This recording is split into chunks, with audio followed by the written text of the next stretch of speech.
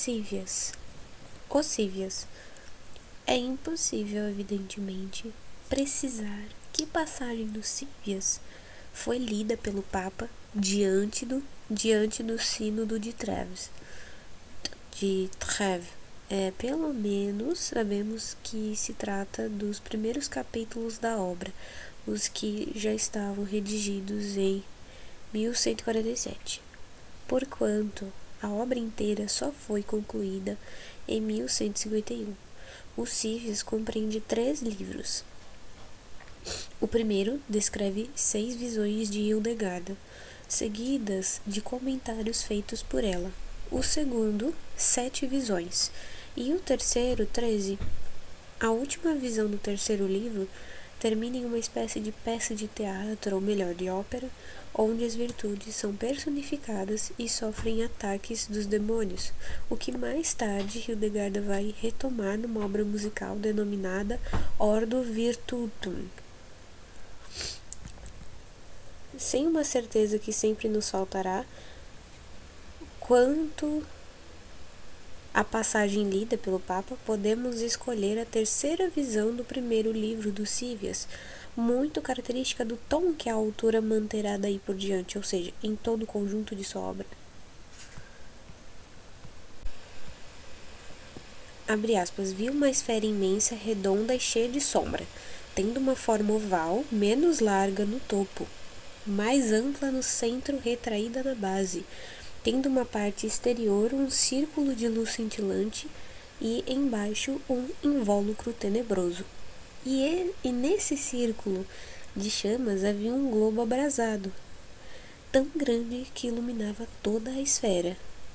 Acima dele, 3 estrelas ordenadas em fila amparavam esse globo em sua atividade ígnea, por medo de que ele tombasse pouco a pouco.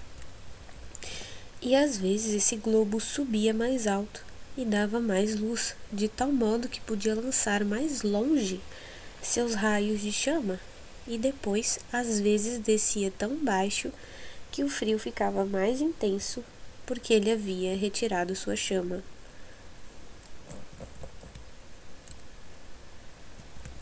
Fecha aspas. Mas dessa fonte de chamas que circundava a esfera, o vento saía com seus turbilhões. Acho que as aspas finais estão no lugar errado, né?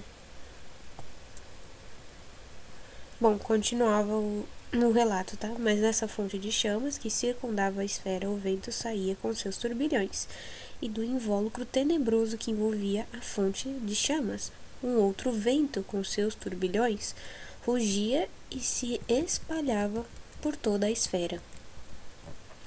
Nesse mesmo invólucro havia um fogo tenebroso que inspirava tão grande horror que eu não podia olhá-lo, e que, cheio de tumultos, de tempestades e repleto de pedras agudas, pequenas e grandes, agitava esse invólucro com toda a força.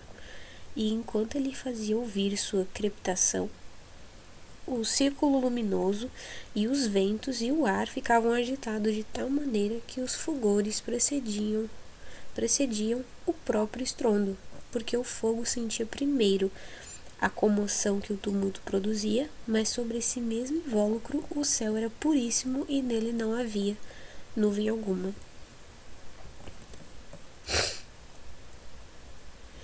E nesse mesmo céu eu distinguia um globo de fogo ardente de certa magnitude, e acima dele 2 estrelas ostensivamente colocadas,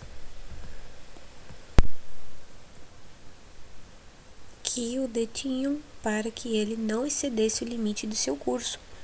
E nesse mesmo céu muitas outras esferas luminosas estavam colocadas por toda a parte, entre as quais o próprio globo, que ao transbordar um pouco enviava sua luz por instantes, e recorrendo ao primeiro fogo do globo abrasado, restaurava sua chama e a enviava de novo a essas mesmas esferas.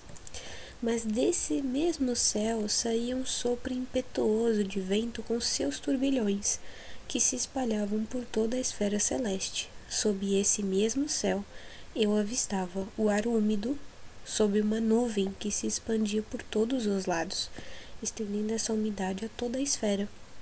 E estando acumulada essa umidade, uma chuva súbita caiu com muitíssimo ruído, e quando ela extravasou, suavemente uma chuva fina caiu com levíssimo rumor. Então um sopro com seus turbilhões saiu para se espalhar por toda a esfera.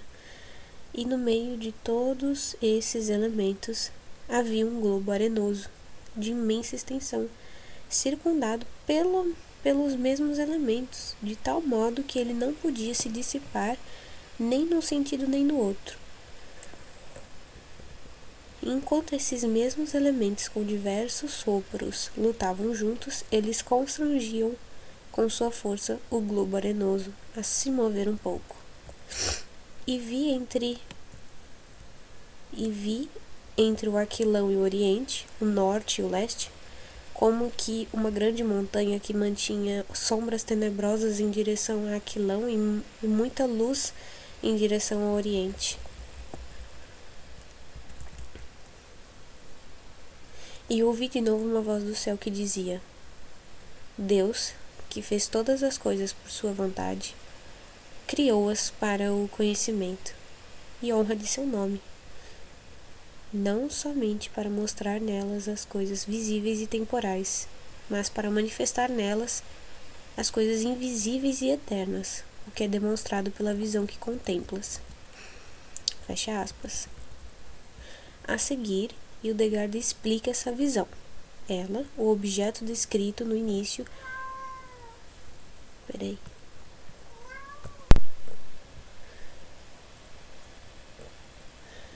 A seguir, Hildegard explica essa visão.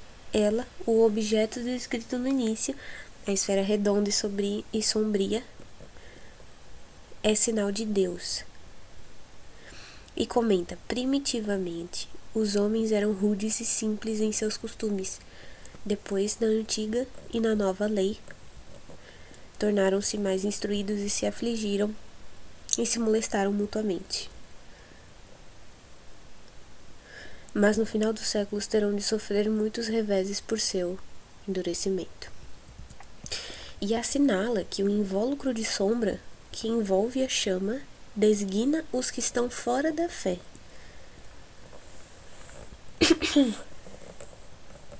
Abre aspas, nessa chama, o globo, de um fogo cintilante, de uma tal magnitude que ilumina toda a esfera, mostra pelo esplendor de sua claridade que está em Deus. Está em Deus Pai, seu Filho único e inefável, o sol da justiça, abrasado de ardente caridade, possuidor de uma tão magna glória, que toda criatura é iluminada pela claridade de sua luz. E o globo de fogo, às vezes, se inclina mais para baixo, para significar que o próprio Filho único de Deus, nascido de uma virgem, desceu misericordiosamente a miséria dos homens, suportou todas as deficiências corporais e deixou o mundo para voltar a seu Pai. O que quer dizer? Os filhos da Igreja, tendo recebido o Filho de Deus na ciência interior de seus corações, a santidade de seu corpo elevou-se pela força de sua divindade, e num milagre místico, a noite do secreto mistério o arrebatou para escondê-lo aos olhos mortais, porque os elementos estavam a seu serviço. Fecha aspas. Em seguida, ela esclarece que um dos sopros de vento é sinal de Deus, que enche o universo de sua onipotência, e que o outro sopro impetuoso que faz fúria com seus turbilhões vem da cólera de Satanás, de onde sai a maldade renomada que se espalha em todos os sentidos da esfera, porque nos séculos os humores úteis e inúteis se misturam de diversas maneiras entre os povos. Significa que o homicídio se mistura à avareza, à embriaguez, às mais cruéis perversidades.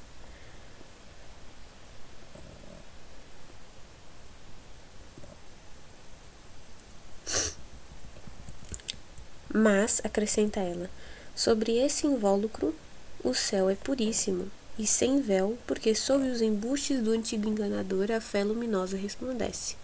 Ela não vem dela mesma, mas está fundada em Cristo. E no céu, vês um globo de fogo ardente de uma grande extensão, que designa verdadeiramente a Igreja unida na fé.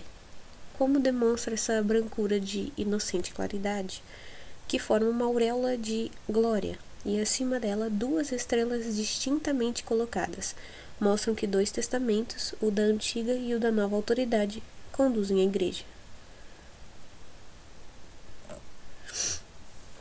Sob esse mesmo céu, vês o ar úmido e embaixo uma nuvem branca que se estende em todos os sentidos, difundida a umidade por toda a esfera. É a imagem do batismo.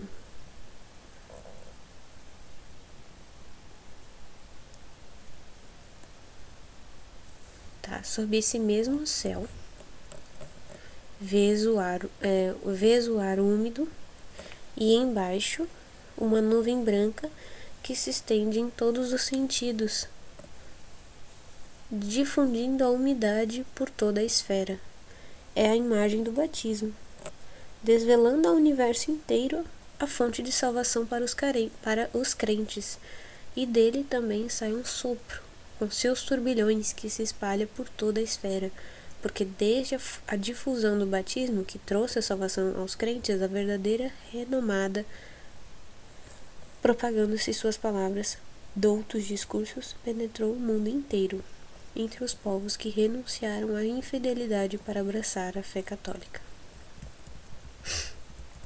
Enfim, o globo arenoso designa o homem e o mundo criado para o seu uso. Aqui o comentário de Hildegard se faz prece. Abre aspas. Ó Deus, que fizestes admiravelmente todas as coisas, vós coroastes o homem com a coroa de ouro da inteligência, e os revestistes com a soberba vestimenta da beleza visível. E assim o colocastes como um príncipe, acima de vossas obras perfeitas, que dispusestes com justiça e bondade entre vossas criaturas. Porque outorgaste ao homem dignidades maiores e mais admiráveis do que as outras criaturas. Fecha aspas. Momento de contemplação, em que Hildegard exprime um sentimento que, aliás, se repete em sua obra, o maravilhamento ante a beleza da criação. Sentimento familiar à época em que ela vive, o mesmo que é admiravelmente experimentado e expresso na obra de Hugo de São Vítor. Deus, diz ele, não quis somente que o mundo fosse, mas que fosse belo e magnífico. Um outro aspecto intervém a seguir, quando a visionária esclarece o que significa a grande montanha que se ergue entre o Aquilão, lugar de trevas, e o Oriente, lugar de luz. Aqui é evocada a queda do homem, abre aspas, pela horrível mentira do espírito maligno que causa aos condenados as múltiplas misérias da danação, fecha aspas, e lembra essa, abre aspas, espécie de homens que me tentam de modo opiniático com sua arte perversa, perscrutando a criatura feita para seu serviço e pedindo que lhes mostre, segundo suas vontades, o que eles querem saber. Será que podem, com as especulações de sua arte, prolongar ou abreviar o tempo de vida fixado pelo Criador? De certo não podem fazer nem por um dia, nem por uma hora. Ou então desviar a predestinação de Deus? De modo algum, mas às vezes eu permito que essas criaturas vos demonstrem vossas paixões e seus sinais distintivos, porque elas me temem como seu Deus. Ó insensatos! Quando me votais ao esquecimento, sem vontade de retornar a mim, nem me adorar, e olhais a criatura para saber o que ela vos vaticina, então renunciais a mim, obstinadamente, e honrais a criatura enferma, de preferência a vosso Criador. O que é condenar todas as formas de adivinhação. E prossegue. Abre aspas, mas às vezes as estrelas, com a minha permissão, manifestam-se aos homens por sinais, como é mostrado por meu filho no Evangelho, quando ele diz: haverá sinais no sol, na lua e nas estrelas. O que quer dizer, pela claridade dessas estrelas, os homens serão iluminados, e os tempos dos tempos serão demonstrados por sua evolução. Assim, nos tempos últimos, períodos lamentáveis e perigosos manifestar-se-ão nelas, com a minha permissão, de tal sorte que os raios do sol, o esplendor da lua e a claridade das estrelas desaparecerão, às vezes, a fim de comover o coração dos homens. Fecha aspas.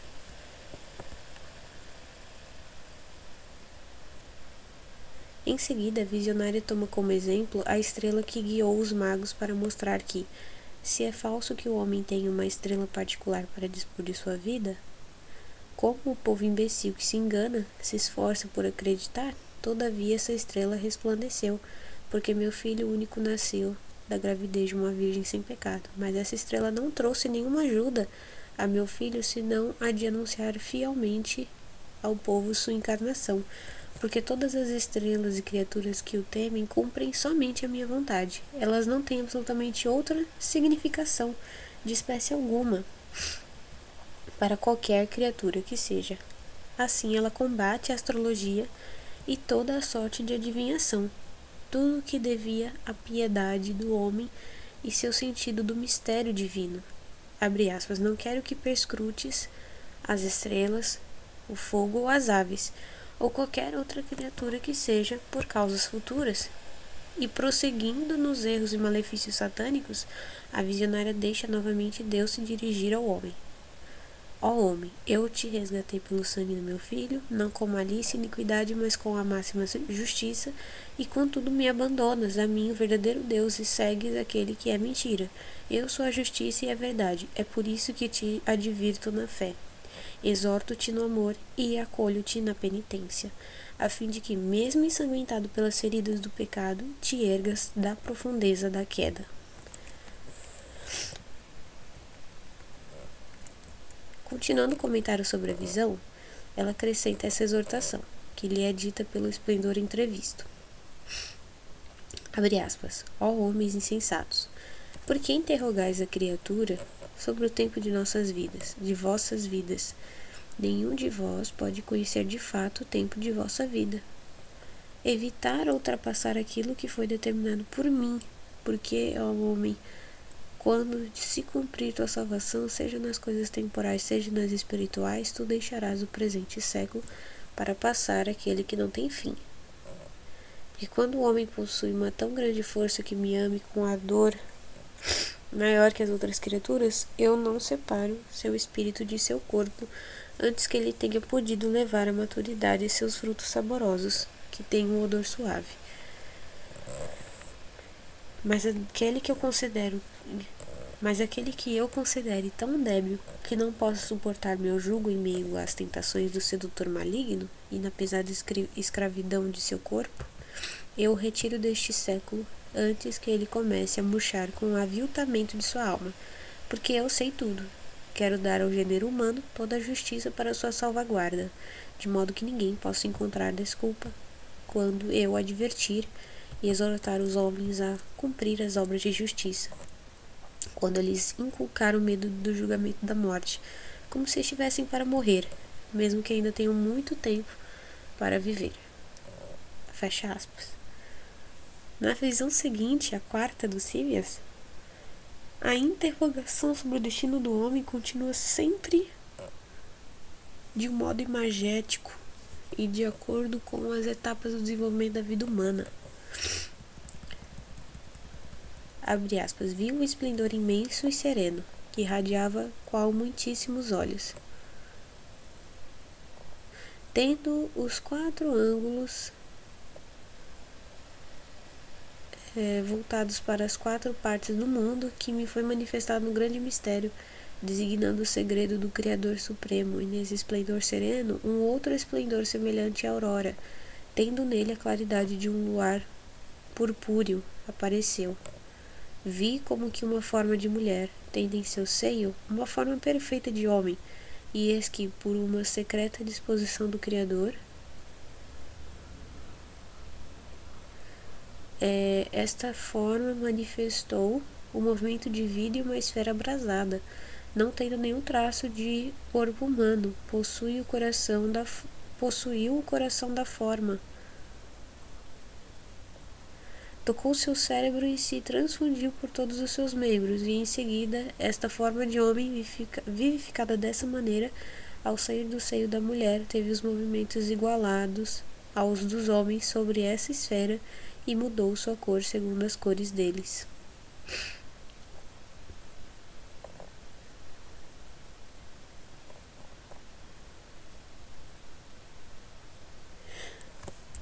Em seguida, segundo as cores deles, fecha aspas, em seguida virá o tempo de atribulações para esta forma humana, que a queda expôs a todos os perigos. Abre aspas, e eu estrangeira, onde estou? Na sombra da morte? Que caminho que eu sigo, a via do erro? E que consolação posso experimentar a dos peregrinos? De fato, deveria ter um tabernáculo de pedras mais resplandecente do que o sol e as estrelas, já que o sol posto e as estrelas moribundas não deveriam luzir nele, mas ele estaria repleto de glória angélica, porque o topázio lhe serviria de fundamento e todas as gemas formariam sua estrutura. Seus degraus seriam de puro cristal e seus átrios revestidos de ouro, porque eu sou o sopro vivo que Deus inoculou na matéria árida. É por isto que eu devia conhecer Deus e amá-lo. Mas quando o meu tabernáculo, o corpo do homem, tabernáculo do Espírito Santo, compreendeu que podia olhar em todos os sentidos, sinal da liberdade concedida ao homem, da possibilidade de escolha, de seu desejo de escolher por si mesmo o seu bem ou o seu mal, ele se voltou para o Aquilão. Aquilão, lugar do frio e do desespero.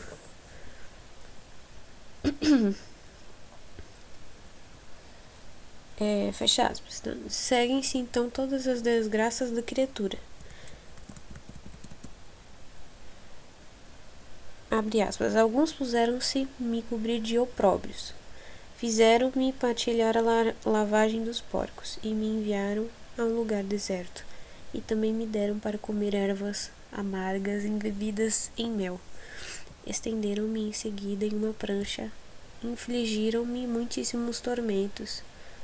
Despojaram-me de minhas vestes para me ferir muitíssimas vezes e me deixaram entregue às feras, às serpentes e aos escorpiões venenosos. As víboras e seus semelhantes me capturaram e crivaram-me de veneno. Fecha aspas. Presa de todos os suplícios, ela chama. Abre aspas. Tu onde estás, Sião, ó minha mãe? Desgraçado de mim, eu que me afastei de ti. Mas quando eu ia derramar sobre ti, ó minha mãe, minhas lágrimas e meus gemidos, a infortunada Babilônia fez ressoar a tal ponto o rumor de suas águas, que tu não pudeste estar atenta à minha voz. É por isso que procurarei os caminhos estreitos por onde poderei fugir a meus horríveis companheiros e a meu detestável cativeiro. E depois de ter falado assim, fugi por uma vereda estreita onde me escondi, chorando amargamente numa caverna ao lado do setentrião, porque tinha perdido minha mãe. E eis que um odor suave, como que proveniente do doce hálito de minha mãe, inebriou-me com seu perfume, e fui presa de uma tal alegria que o antro da montanha onde me havia refugiado retumbou com meus gritos de júbilo. Eu desejava subir a uma altura onde meus inimigos não me pudessem descobrir, mas eles me opuseram a um mar tão agitado que me era impossível atravessar. Havia ali um ponto tão mínimo e tão estreito que eu não podia transpor, mas nos confins desse mar erguiam-se montanhas de cumes tão altos que eu sentia a impossibilidade de alcançá-los. Fecha aspas. Retomada de pavor, a criatura invoca novamente o poder do alto. Abre aspas. Então ouvi a voz de minha mãe, que dizia: ó filha, corre, porque para que voes, asas te foram dadas pelo poderoso doador, ao qual ninguém pode resistir. Voa, pois, acima de todas essas contrariedades, com toda a rapidez de tuas asas. De novo, cheguei diante de um tabernáculo edificado sobre bases indestrutíveis, e penetrando nele cumpria as obras de luz depois de ter praticado as obras das trevas. E nesse tabernáculo, no norte, coloquei uma coluna de ferro, não polido, sobre a qual pendurei aqui e ali diversas asas que se agitavam como ventarolas. E tendo encontrado o maná, eu o comi. Mas no oriente construí um forte de pedras quadradas, e nele acendi o fogo, e bebi o vinho doce misturado à mirra. Ao meio-dia construí também uma torre na qual suspendi escudos de cor vermelha, e nas janelas coloquei trombetas de marfim. No meio da torre verti mel, do qual fiz um perfume precioso com outros aromas, de tal sorte que seu odor poderoso espalhou-se por todo o recinto do tabernáculo. No ocidente não edifiquei nenhuma obra, porque esta parte voltava-se para o século. Fecha aspas. Novamente exposta a todas as agressões do ódio e da mentira, a criatura implorava a ajuda de Deus. Abre aspas. E ouvi de novo uma voz que dizia: a bem-aventurada e inefável Trindade manifestou-se ao mundo quando o Pai enviou ao mundo seu Filho único, concebido do Santo Espírito e nascido da Virgem, a fim de que os homens, nascidos em condições muito diferentes e presos pelos elos do pecado, fossem conduzidos pelo Cristo no caminho da verdade. Fecha aspas. E pouco a pouco são dadas as informações necessárias para que o homem se salve. A continuação contém o esclarecimento da visão enunciada antes. Abre aspas. A figura feminina que vês trazendo em seu seio uma forma humana perfeita significa que, desde que a mulher recebe a semente humana, a criança se forma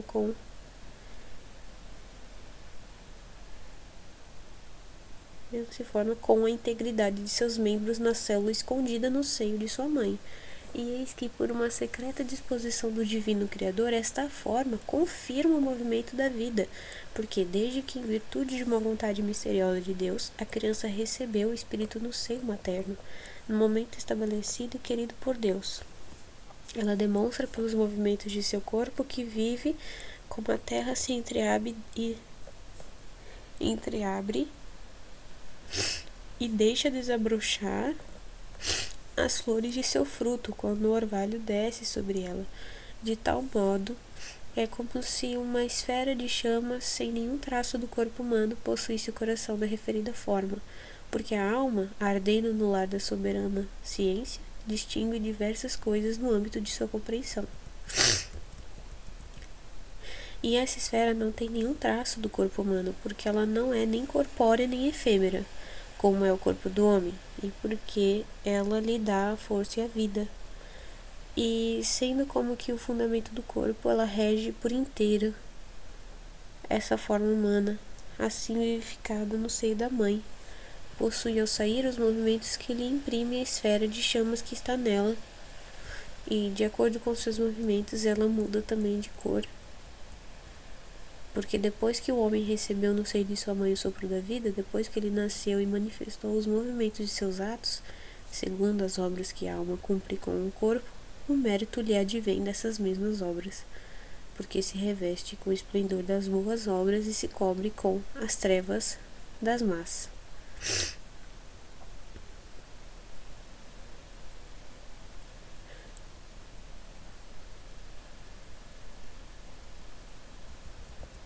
Abre aspas. Essas mesmas esferas de chamas mostram seu vigor conforme as energias corporais, de modo que, na infância do homem, ele dá prova de simplicidade, na juventude de força e na plenitude da idade. Ela manifesta a potência de suas virtudes por sua sabedoria. Mas o homem tem em si 3 veredas, 3 rumos ou maneiras de ser. O que é isso? A alma, o corpo e os sentidos, e é por eles que a vida se exerce. Como? A alma vivifica o corpo e mantém o pensamento. O corpo atrai a alma e manifesta o pensamento.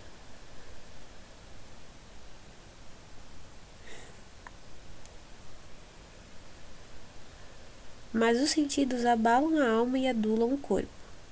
A alma vivifica o corpo e mantém o pensamento. O corpo atrai a alma e manifesta o pensamento. mas os sentidos abalam a alma e adulam o corpo. Porque a alma da vida, o corpo, como o sol, faz penetrar a luz nas trevas, por meio das duas forças principais que possui, a inteligência e a vontade, que são como seus dois braços. Fecha aspas. E porque rejeita interpretações simplistas, Hildegard se apressa a acrescentar, abre aspas, não que a alma tenha dois braços para se mover, mas ela se manifesta por essas duas forças, como o sol por seu esplendor. Fecha aspas. Inteligência e vontade são os dois meios que o homem possui para se manifestar. Mais adiante, depois de ter descrito as possibilidades do ser humano, Hildegard exprime uma vez mais, por meio de suas visões, as tendências do homem. A alma no corpo é como a seiva na árvore. As suas faculdades são como os ramos da árvore. Como é isso? A inteligência está na alma como o verdor dos ramos e das folhas. A vontade como as flores, e o espírito como o primeiro fruto que dela sai, a razão como o fruto perfeito que vem na sua maturidade, os sentidos como a extensão de sua grandeza. A inteligência está na alma, como o verdor dos ramos e das folhas. A vontade como as flores, o espírito como o primeiro fruto que dela sai, e a razão como o fruto perfeito que vem da sua maturidade, os sentidos como a extensão de sua grandeza. E é dessa maneira que o corpo do homem é fortificado e sustentado pela alma. É por isso, ó homem, que compreendes o que és por tua alma, tu que renuncias à tua inteligência e queres ser comparado às bestas. Fecha aspas. Após as etapas do destino do homem, vêm os momentos da revelação que a quinta visão desenvolve, com a imagem da igreja sucedendo a da sinagoga. Abre aspas. Vi como que uma imagem de mulher alva da cabeça ao umbigo, negra do umbigo aos pés, e os pés cor de sangue. Em torno dos pés tinha uma nuvem resplandecente e pura, privada de olhos e tendo as mãos sobre suas axilas. A imagem mantinha-se perto do altar que está diante dos olhos de Deus, mas não o tocava, e no seu coração trazia Abraão, e no peito Moisés, e no ventre os outros profetas, cada qual apresentando o seu signo e admirando a beleza da nova esposa. Esta surgiu grande como a torre imensa de uma cidade, tendo sobre a cabeça uma espécie de auréola semelhante à aurora. E de novo eu ouvi uma voz do céu que dizia: Deus impôs ao povo antigo a austeridade da lei ordenada a Abraão. A circuncisão em seguida transformou-a numa graça de suavidade, dando seu filho aos que acreditavam na verdade do Evangelho, e mitigou aqueles que foram feridos, aqueles que foram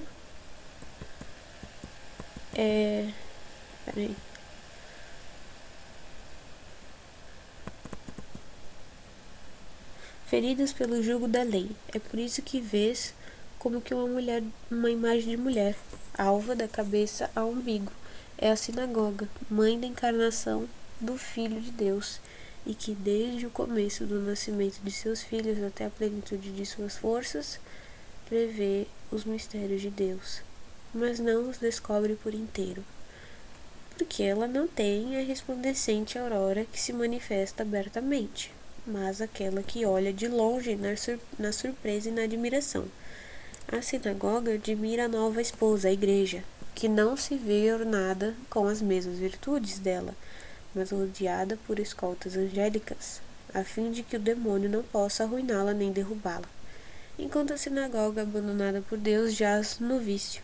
Ela tem os pés ensanguentados e uma nuvem resplandecente brilha em torno deles, porque em sua consumação levou à morte o Cristo, o profeta dos profetas, e ela mesma decaída desmoronou. Mas nessa consumação a luz da fé resplandece e pura surge no espírito dos crentes, porque no momento da queda da sinagoga, a igreja se ergueu, quando a doutrina apostólica após a morte do Filho de Deus se propagou por toda a terra.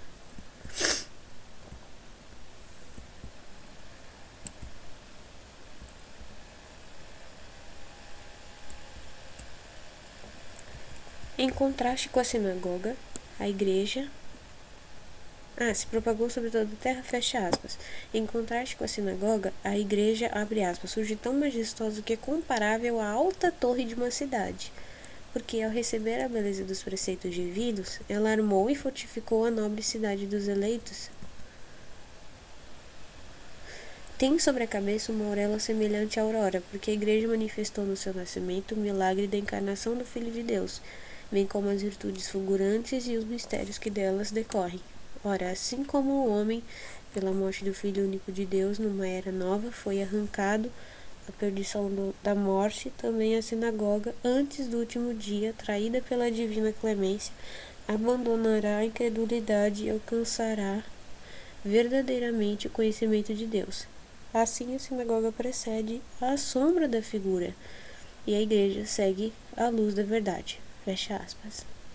Essa grandiosa imagem, a oposição entre a sinagoga de olhos velados e a igreja contemplando o mistério divino, é familiar à época de Hildegarda. Basta lembrar o magnífico portal sul da Catedral de Estrasburgo, onde essa dupla visão é evocada na pedra, ou ainda, um pouco tardia, essa mesma dupla imagem do portal da Catedral de Bamberg, igreja e sinagoga resplandecentes de uma beleza semelhante.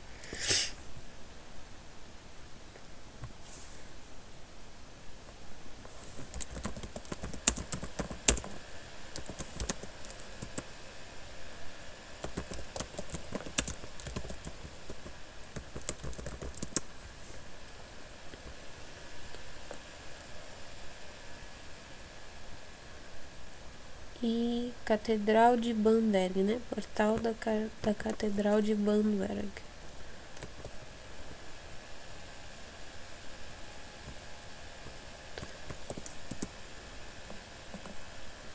Pronto. Agora eu vou voltar aqui. Esses extratos do primeiro livro do Cívias dão uma ideia do que será o conjunto da obra de Hildegarda, visões de uma poderosa originalidade, ao mesmo tempo ricas e precisas, que evoluem aos nossos olhos com grande requinte de detalhes e cores muito típicas de uma época de grande criatividade. Visões violentas em que todas as descrições parecem levadas ao extremo. Se os temas são bem conhecidos, os da encarnação, da redenção e da própria criação, aqui eles são desenvolvidos com uma força que os renova para além das formulações convencionais, desprovidos de qualquer fraqueza ou de qualquer insipidez. Páginas inflamadas, torrentes de imagens pontuadas por interrogações, como é isso, o que é isso, que prolongam as interpretações da vidente para detalhar o sentido e o alcance. Amplas visões, às vezes imbuídas de comparações suntuosas, onde gemas e topázios, colunas de ferro e trombetas de marfim compõem uma espécie de encantamento, às vezes expressando uma simplicidade muito próxima da natureza. A alma do corpo como a seiva na árvore e suas faculdades como os ramos. Mesmo as imagens tradicionais e familiares à época, como o da sinagoga e da igreja, encontram aqui uma suntuosidade nova. Abre aspas, alva da cabeça ao umbigo, negra do umbigo aos pés, e os pés cor de sangue, fecha aspas. Era preciso, no mínimo, uma assistência impregnada de imagens bíblicas, familiarizadas com as inflexões dos profetas, para ser sensível a essa palavra acesa de verdades fundamentais para o cristão. Compreende-se que São Bernardo tenha reconhecido nela uma luz radiante. Hildegarda renova para o seu tempo com uma violência inesperada a expressão dos mistérios que a Bíblia ensina e a Igreja transmite. E assim toda a sua obra lança um olhar novo, ardente e encantador em sua singeleza sobre o conteúdo da fé.